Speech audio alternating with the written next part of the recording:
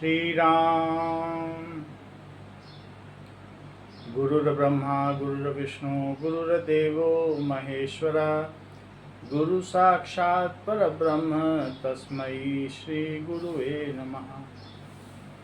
अखंडमंडलाकारं व्याप्तं येन चराचरं तत्पदं दर्शितं येन तस्मै श्री गुरुवे नमः।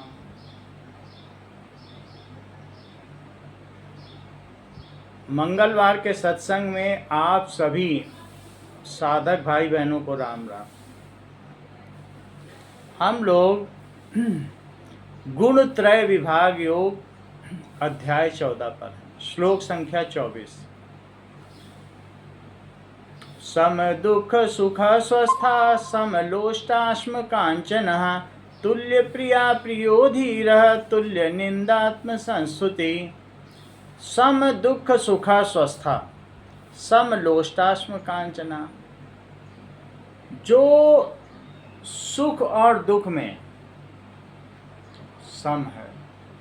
सुख और दुख शरीर के होते हैं, सुख और दुख आत्मा के नहीं होते हैं।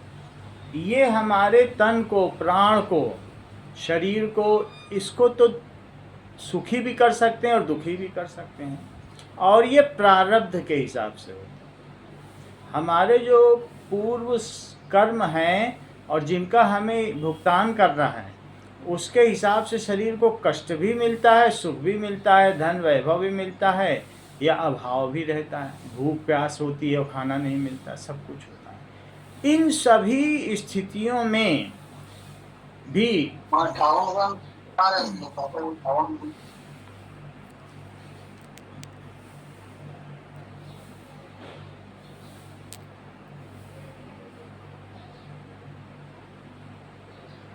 म्यूट कर लीजिए, एक दो लोगों का म्यूट नहीं है।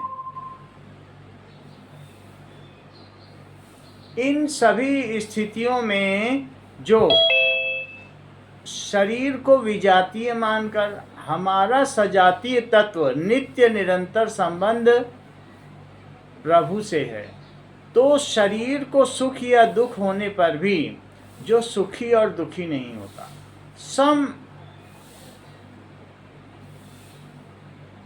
सुख दुखा स्वस्था सुअस्था, अच्छी प्रकार से जो स्थित है आत्मा में, उसको सुख और दुख नहीं होता। वो कहता है ये शरीर तो हमारा है ही नहीं, शरीर के साथ हमारा नित्य निरंतर संबंध है ही नहीं, ये तो आने और बिछड़ने वाला है, आगम अपाइनो अनित्य है। तो इसलिए जो भी चीज़ इस शरीर को हो रही है, हमको इससे लेना देना नहीं। जो मेहमान हैं, आते हैं जाते हैं, तो मेहमान को अगर कुछ होता है तो उससे उस घर के मालिक का क्या लेना देना। तो उसी प्रकार से जो आत्मवान व्यक्ति है, वो शरीर में होने वाले सुख दुख से प्रभावित नहीं होता। सम लोष्टाश्म कांचना, और वह लोष्ट अश्म और कांचन को, मिट्टी, पत्थर और सोना, इन तीनों में समान भाव रखता। ऐसा नहीं है कि वो सोना, मिट्टी और लोहा, पत्थर को एक ही जगह रख दे, ऐसा नहीं है। उसको बोध रहता है कि सोना अधिक कीमत का है, उसको अलमारी में रखेगा। मिट्टी जहाँ है वहीं रहेगी, पत्थर जहाँ है वहीं रहेगी, लेकिन उसका भाव सम रहता है। वो इनमें से किसी के पाने पर न हर्षित होता है, न जाने पर उसको दुख होता है, व्यथा होती है। इस प्रकार से उसके दृष्टिकोण में समानता होती है, उसके कर्म में समानता नहीं होती है, इनको बरतने में समानता नहीं होती है। हाँ, लेकिन उसका जो भाव है, दृष्टिकोण है, उसमें समानता होती है। तो सुख दुख में जो सम रहता हो और अलग अलग पदार्थों को एक जैसा ही भाव रखता हो, उसके मन में किसी एक के प्रति लोभ ना हो, कीमत ज़्यादा है, और किसी एक के प्रति क्षोभ ना हो, तो ऐसा व्यक्ति। भगवान यहाँ बता रहे हैं कि गुणातीत कौन है, गुणों से अतीत कौन है, जो प्रकृति के पदार्थों से परे हो गया है, वही गुणातीत है। जैसे कि जो भगवान ने पैदा किया ब्रह्मा को, ब्रह्मा ने पैदा किया प्रकृति को, और प्रकृति ने पैदा किया गुणों को। तो प्रकृति करण है और उसका कार्य 3 गुण हैं, सतोगुण, रजोगुण, तमोगुण। उन गुणों ने भी पैदा किया शरीर को, और मन, बुद्धि, चित्त, अहंकार को पैदा किया, बाह्यकरण को भी पैदा किया, प्राण को भी पैदा किया, और अंतःकरण मन, बुद्धि, चित्त और अहंकार को पैदा किया। तो गुणों का कार्य शरीर है और अंतःकरण और बाह्यकरण। तो कार्य करण से कभी परे नहीं हो सकते। तो और लेकिन जिसने सबको पैदा किया, पुरुषोत्तम, हम उसके अंश हैं, हम आत्मवान हैं। तो इसलिए हम अगर देखा जाए तो सभी के आदि कारण। तो ये जो चीज़ें हैं शरीर से, मन से, बुद्धि से, ये अगम्य है। आत्मा अगम्य है, आत्मा को देखा नहीं जा सकता, पार नहीं पाया जा सकता। आत्मा सदा से ही गुणातीत है। क्यों? क्योंकि आत्मा ने ब्रह्मा को पैदा किया, प्रभु का कार्य यानी परमात्मा का कार्य। परमात्मा का कार्य ब्रह्मा है, ब्रह्मा का कार्य प्रकृति है, प्रकृति का कार्य 3 गुण हैं, और 3 गुणों का कार्य बाह्यकरण, अंतःकरण और ये शरीर है। तो जैसे आंखें दृश्य देखें तो दृश्य कभी आंखों के बारे में वर्णन नहीं कर सकते हैं, क्योंकि आंखों का कार्य दृश्य है।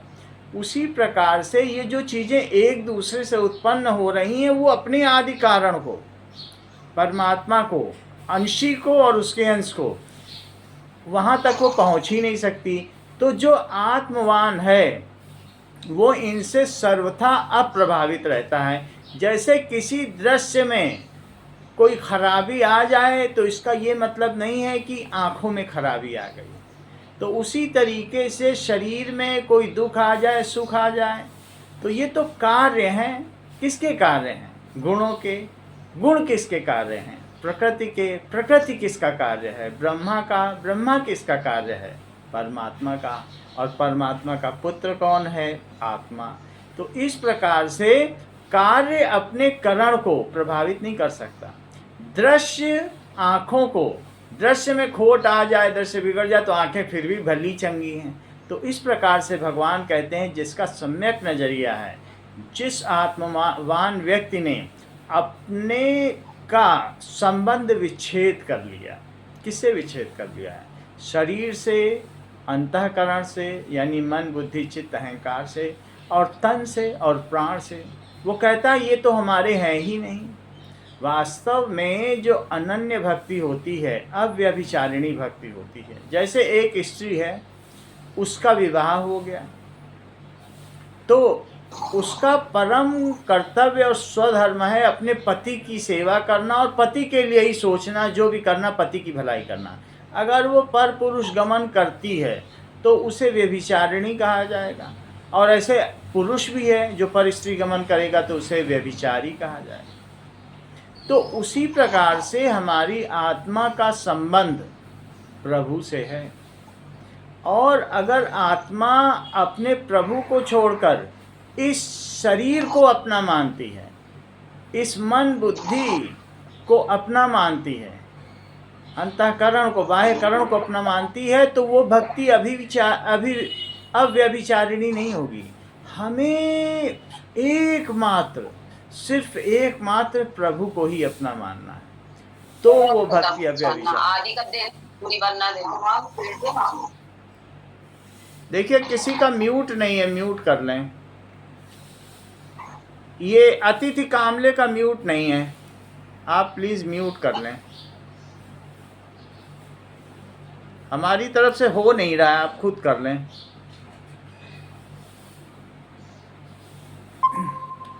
तो ऐसी व्यक्ति अव्यभिचारिणी होती है जिसमें अंश अपने को अंशी का ही स्वरूप मानता है। तो अव्यभिचारिणी भक्ति होती है सम दुख सुखा स्वस्था सम लोष्टाश्म कांचना, जो सुख और दुख में अप्रभावित हुए बिना सुस्था, ठीक प्रकार से स्थित है, और मिट्टी, पत्थर और सोने को एक जैसा मानता है।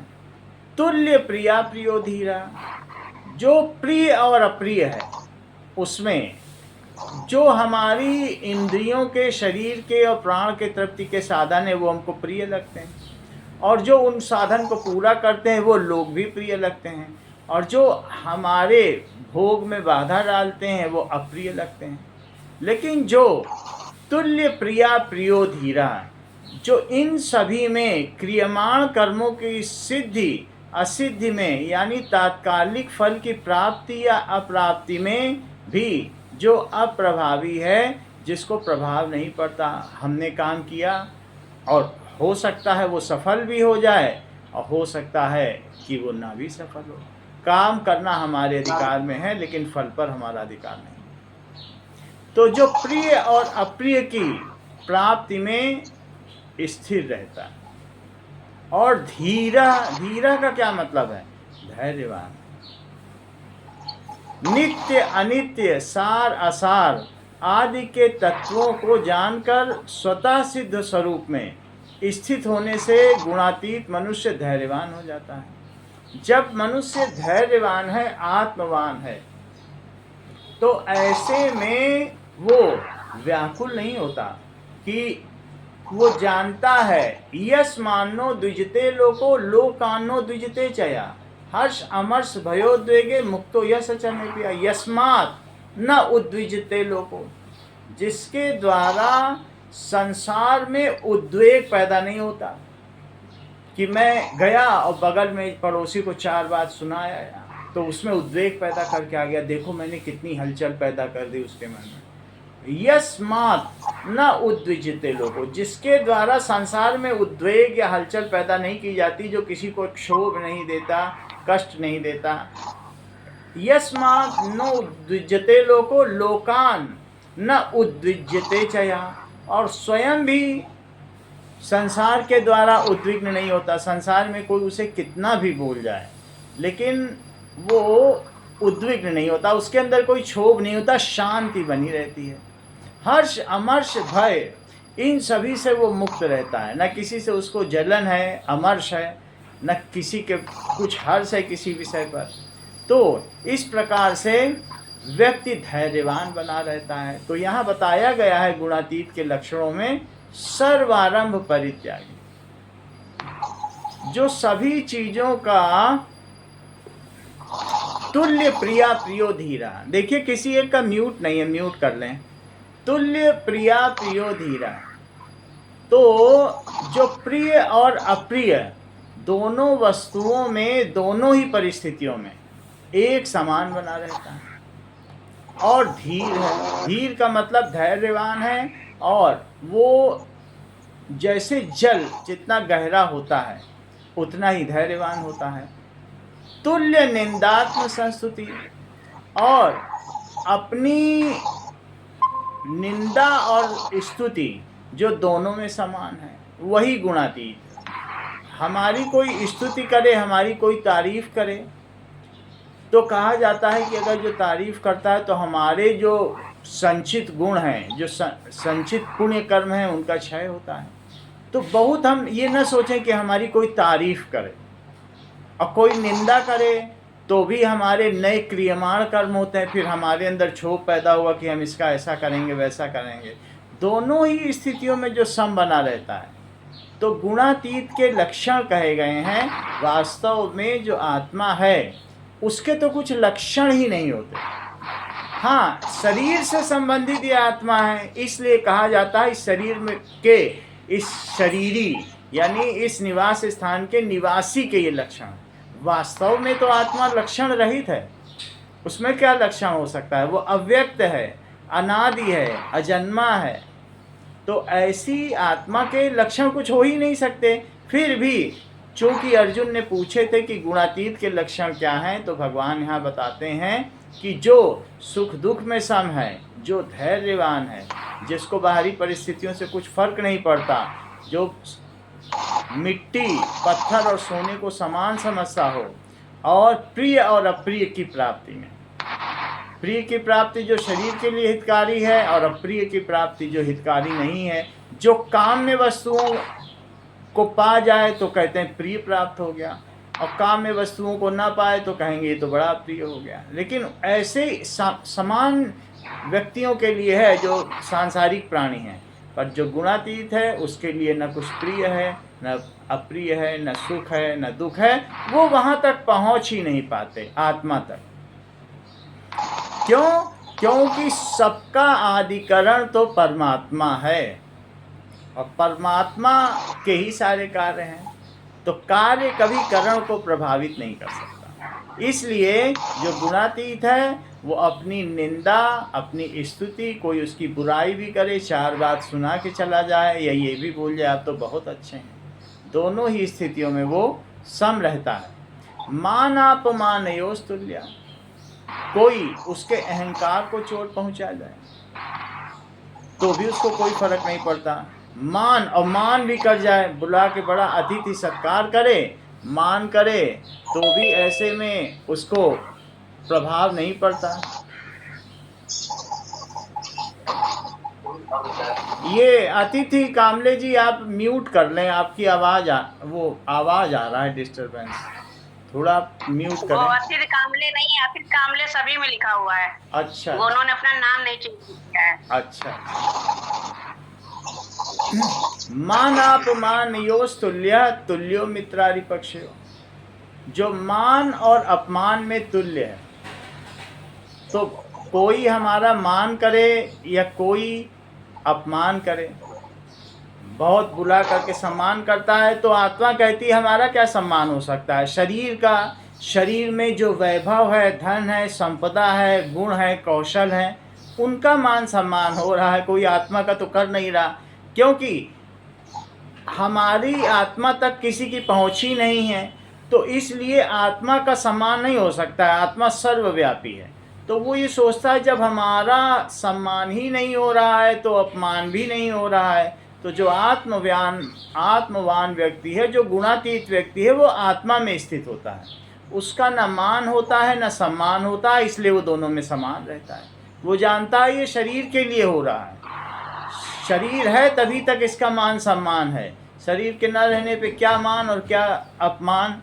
तो जो मान और अपमान में तुल्य है, और तुल्यो मित्रारिपक्षयो, जिसके लिए अरि और मित्र दोनों समान हैं।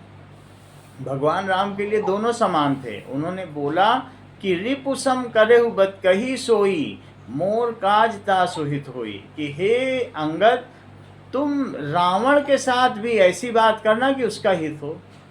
तो वास्तव में जो आत्मवान व्यक्ति है, अगर उससे कोई निर्णय लेने को कहा जाए, बिचौलिया बनने को कहा जाए, मध्यस्थ बनने को कहा जाए, तो वो बंटवारा करते समय भी अपने शत्रु को, वास्तव में उसका कोई शत्रु नहीं है, लेकिन दिखने में, जैसे तुलसीदास की 4 लोग निंदा करते थे और 2 लोग उनकी बहुत प्रशंसा भी करते थे, तो दिखने में लगेगा ये अरि हैं, ये शत्रु हैं और वो मित्र हैं। पर तुलसीदास के लिए कुछ ऐसा मित्र और अरि नहीं थे, दुश्मन नहीं थे, जो उनका अहित भी करते थे। तो ऐसे में अगर उसे मध्यस्थ बनाया जाए और चीज़ों को बांटने को कहा जाए, तो वो अरि के पक्ष में, शत्रु के पक्ष में ज़्यादा थोड़ी चीज़ रख देगा। इसमें दोष नहीं है, मित्र को भले ही थोड़ा कम दिया जाए, वो चाहेगा कि दुश्मन को ये न लगना चाहिए कि ये हमारे साथ देखो बैर बर्ताव कर रहे हैं, तो वो तुल्य रहता है, इसको दोषयुक्त नहीं माना जाता। जो मित्र और शत्रु के पक्ष में भी एक समान है,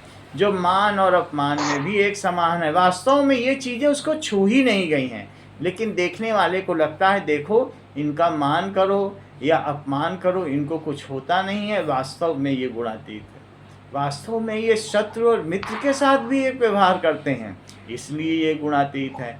ये निंदा करो इनकी, चाहे स्तुति करो, तो भी समान है, तो ये गुणातीत है। प्रिय और अप्रिय की प्राप्ति में भी ये गुणातीत हैं, क्योंकि एक जैसे रहते। कितने धैर्यवान हैं, ये गुणातीत हैं। सुख और दुख इनको व्यापता नहीं, इसलिए ये गुणातीत है। और सभी पदार्थों में इनकी एक जैसी दृष्टि है, इसलिए ये गुणातीत है। सर्वारंभ परित्यागी, जो सभी चीजों का शुरू से ही, आरंभ से ही त्यागी है, गुणातीतः स उच्यते। सर्वारंभ परित्यागी, गुणातीतः स उच्यते। हम नए नए कार्यों का आरंभ न करें, नए नए का एक काम खत्म नहीं हुआ और दूसरा काम शुरू कर दिया, फिर तीसरा काम। नई नई पंचवर्षीय योजनाएं न बनाएं। जो काम है, जो स्वधर्म है, बस उनको पूरा कर लें। हमारा उत्साह कर्मों में और कर्मों से होने वाले बनने वाले संस्कारों में नहीं होना चाहिए, क्योंकि जितने कर्म करेंगे, नए कर्म करेंगे, वो हम किसी फल की कामना से करेंगे और वो क्रियमाण कर्म हो जाएंगे, उनके और भी संस्कार बनेंगे। तो जो सभी कर्मों का आरंभ से ही परित्यागी है, जहाँ रखा गया है उनको बस वो निभा रहा है, नई नई योजनाएं नहीं बना रहा है। सर्वारंभ परित्यागी, आरंभ का ही त्याग कर दो, यानी नए कर्मों का। नई दुकान खोली, फिर उसकी दुकान खोली, फिर उसकी दुकान खोली, नए कामों का बहुत अधिक पसारा नहीं फैलाता।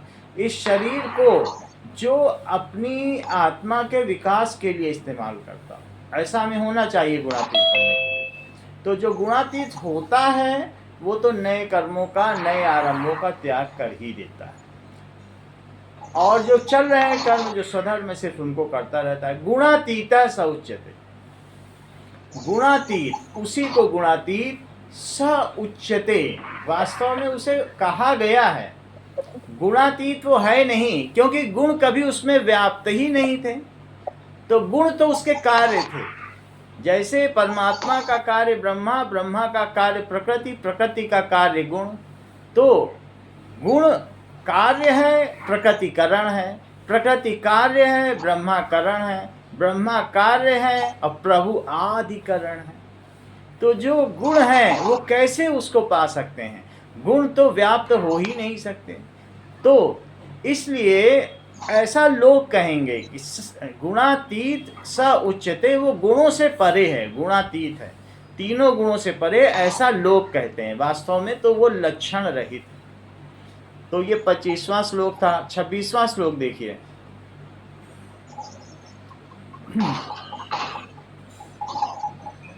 मां च यो व्यभिचारेण भक्ति योगेन सेवते सगुणान् समतीत्येतान् ब्रह्म भूयाय कल्पते। मां च यो अव्यभिचारेण, जो मुझे अव्यभिचारिणी भक्ति से भजता है, भक्ति योगेन सेवते, इस प्रकार से जो मेरा सेवन करते हैं अव्यभिचारिणी भक्ति के द्वारा, सगुणान समतीत्य, वो इन गुणों का समतीत्य, अतिक्रमण कर जाते हैं, और ब्रह्म भूयाय, और ब्रह्म को ही प्राप्त करते हैं। तो अव्यभिचारिणी भक्ति क्या है? जैसे स्त्री सिर्फ अपने पति के बारे में ही सोचती है, उसकी सेवा करती, पर पुरुष का चिंतन नहीं करती, उसको कहते हैं कि बड़ी वो पतिव्रता है, बड़ी धर्मा स्त्री है। ऐसा पुरुष के बारे में भी कहा गया। तो उसी तरीके से जो आत्मा एक स्त्रैण है और उसका परम पुरुष, उसका नित्य स्वतः संबंध, सजातीय तत्व उसके परमात्मा ही है। तो हमारी आत्मा को अपने प्रभु से ही संबंध मानना चाहिए, इस शरीर से संबंध नहीं मानना चाहिए, मन, बुद्धि, चित्त, अहंकार यानी अंतःकरण से संबंध नहीं मानना चाहिए, सिर्फ प्रभु से। ये न माने कि ये मेरा शरीर है, ये मेरा मन है, ये मेरा बुद्धि है। इस स्तर तक जब हम प्रभु की आराधना करते हैं कि सिर्फ उसी को अपना मानते हैं। अब व्यभिचारिणी भक्ति का ये मतलब नहीं कि 4 जगह जाके सर झुका रहा है तो वो व्यभिचारिणी, इनको भी कर लें, उनको भी कर लें। इसका अर्थ इतना व्यापक है कि वो इस जो शरीरी है, भाई एक अक्षर पुरुष है जो शरीरी है, और एक क्षर पुरुष है। 3 तरीके की चीजें हैं, एक है क्षर पुरुष, एक है अक्षर पुरुष, एक है पुरुषोत्तम। तो जो क्षर पुरुष है जिसका क्षय हो जाए, ये शरीर क्षर पुरुष है, लेकिन इसके अंदर आत्मा है, वो अक्षर पुरुष है। और उस अक्षर पुरुष यानी आत्मा का अंशी कौन है? इस अंश का अंशी कौन है? परमात्मा, वो पुरुषोत्तम। अगला जो अध्याय है 15वां अध्याय, वो पुरुषोत्तम योग है, जिसमें अर्जुन पूछेंगे भगवान से कि भगवान आप बार बार अव्यभिचारिणी भक्ति के बारे में बता रहे हो, आखिर ये अव्यभिचारिणी भक्ति पाई कैसे जाए? तो भगवान वहाँ पर इसकी चर्चा करते हैं, विस्तार से चर्चा करते हैं, भाई कैसे तुम अव्यभिचारिणी भक्ति पा सकते हो। तो वहाँ हम इस बात को देखेंगे, यहाँ पर भी वही बात कही है, माम चयो अव्यभिचारेण, जो मेरी अव्यभिचारिणी भक्ति करता है, सिर्फ मेरा चिंतन करता है, मन मना भव मद भक्तो मध्य आजी माम नमस्कुरु, मेरे में मन वाला होता है, मेरा भक्त होता है, मेरी अद्याजी मेरी उपासना करता है, तो जो इस प्रकार से मन मना भव मद भक्तो मध्याजी माम नमस्कुरु, मुझे ही नमस्कार करता है, तो ऐसी भक्ति को अव्यभिचारिणी भक्ति कहा जाता है। भक्ति योगेन सेवते, और जो इस प्रकार से भक्ति करता है वो मेरी सेवा ही करता है, मेरी उपासना ही करता है। सगुणान समतीत्येतान, वह गुणान समतीत्य, वो इन गुणों का तो अतिक्रमण कर ही जाता है। जो मेरे परायण हो गया, तो मैं ही तो सबका आदिकरण हूँ, मेरे ही तो सारे कार्य हैं, उनको गुण कैसे व्याप्त हो सकते हैं। तो जो माया है वो प्रभु की चेरी है, जो प्रभु की उपासना कर लेगा, जो गेहूं धुरी की ओर भागेगा चक्की में, वो पिसने से बच जाएगा, और जो बाहर भागेगा वो पिसा जाएगा। तो सारे सृष्टि का केंद्र, सारे सृजन का केंद्र, इस विश्व का केंद्र, जो दिखता है और जो नहीं दिखता है, सबके केंद्र तो प्रभु ही हैं। तो जो अपने केंद्र की शरण ले ले, तो अपने आधार की शरण ले ले, जो सबके परम आधार हैं, तो वो कैसे उसको माया पीस सकती है, उसको गुण कैसे प्रभावित कर सकते हैं, उसको ये 8 प्रकार के द्वंद्व, सुख दुख लाभ हानि जय पराजय मान अपमान कैसे प्रभावित कर सकते हैं। वो इन सभी से विमुक्त हो जाता है, अप्रभावित रहता है। तो इस प्रकार से जो मुझे अव्यभिचारिणी भक्ति से उपासना करता है, सिर्फ मेरे बारे में चिंतन करता है, वह सगुणान समतीत्य, वो इन गुणों का अतिक्रमण कर जाता है, स्वाभाविक रूप से पहले ही कर जाता है। और ब्रह्म भूयाय कल्पते, और ब्रह्म प्राप्ति, ब्रह्म क्या है, भगवान सगुण है और निर्गुण है। तो भगवान का वह रूप जो अव्यक्त है, जिसे कोई देख नहीं सकता, जिसका कोई शरीर नहीं है, सर्वव्यापक है, वो ब्रह्म, तो वो ब्रह्म को प्राप्त कर जाता है। और फिर उसके बाद भक्ति करने पर उसे सगुण रूप में भगवान प्राप्त हो जाते हैं, वो भी आनंद उठाता है।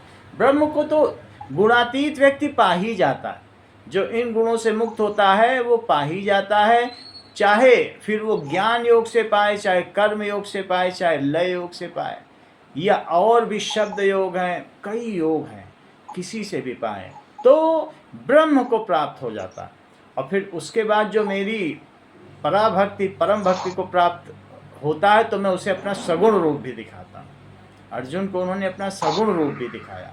तो जो भगवान के परायण हो जाता है, भगवान को ही सब कुछ मानता है, तो भगवान अपने ब्रह्म रूप को तो दिखाते हैं। तो ब्रह्म ही परमेश्वर है, और परमेश्वर ही ब्रह्म है, समझो एक दूसरे के हैं। जैसे बर्फ ही जल है और जल ही बर्फ है, उसी प्रकार से उनका एक स्वरूप जो अव्यक्त है, अनादि है, अनंत है, अजन्मा है, जिसको कोई वर्णन नहीं कर सकता, वो ब्रह्म है। तो भगवान कह रहे हैं कि वो ब्रह्म को प्राप्त कर जाता है।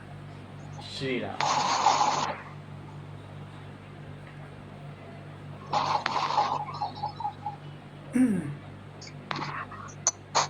भजन कौन कह रहा है? श्री राम। सतगुरु मैं तेरी पतंग हवा में उड़ती जाऊंगी, तुमने ना पकड़ी डोर मेरी तो मैं गिर जाऊंगी। सतगुरु मैं तेरी पतंग, बड़ी नाजुक है ये डोर, गुरु रखना थाम के, हम तो दीवाने हैं बस तेरे नाम के।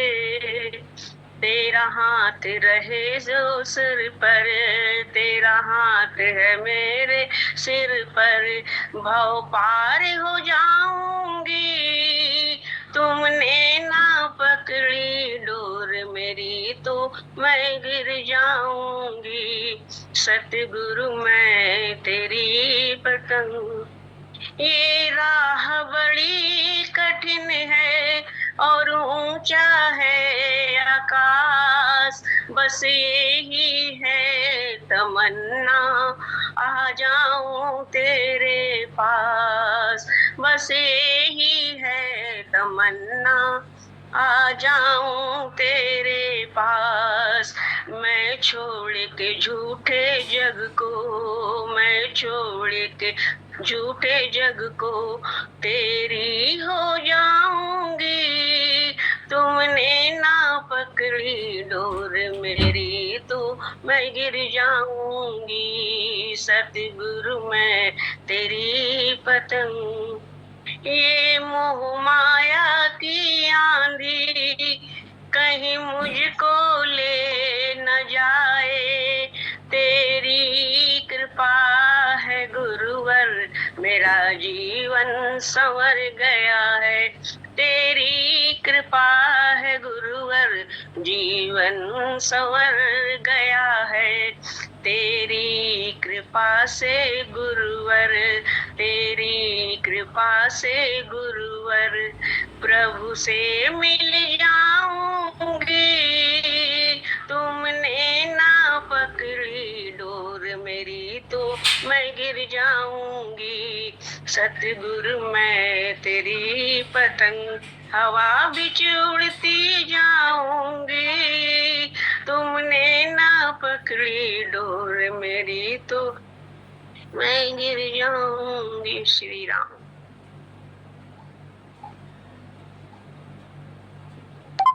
बहुत अच्छा गाया, तेरी पतंग सतगुरु में, बहुत अच्छा। श्री राम। सर्वे भवन्तु सुखिनः, सर्वे सन्तु निरामया, सर्वे भद्राणि पश्यन्तु मा कश्चित् दुःखभाग् भवेत्। श्री राम। श्री राम। राम राम भैया जी, राम राम। उसी चरण स्पर्श। राम राम राम राम। राम।